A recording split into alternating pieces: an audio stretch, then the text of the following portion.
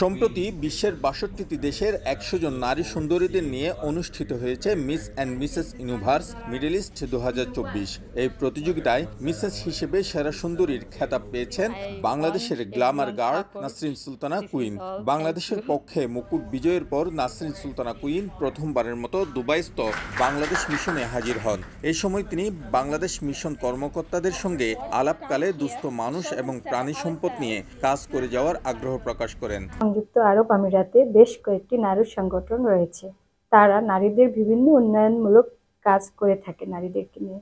আমিও চাই তাদের সাথে একসাথে নারীদের উন্নয়নে কাজ করতে। নাসরিন শুধুমাত্র মিসেস ইউনিভার্স নির্বাচিত হয়েছে তা নয়, মধ্যপ্রাচ্যের দেশ সংযুক্ত আরব আমিরাতের একজন সফল নারী উদ্যোক্তা হিসেবেও এরই মধ্যে পরিচিতি পেয়েছেন। সেরা সুন্দরী নির্বাচিত হওয়ার পূর্বে তিনি ফ্যাশন হাউস প্রতিষ্ঠার পাশাপাশি প্রাণী সম্পদের যত্ন নিয়ে কাজ করেছেন।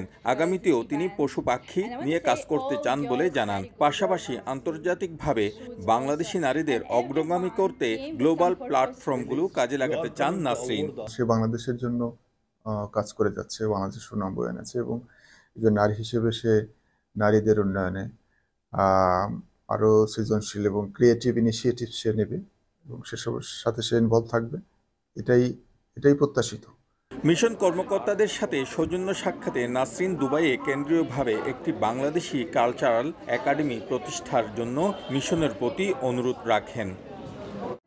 শিবলি আল সাদিক, সময় সংবাদ, সংযুক্ত আরব আমিরাত।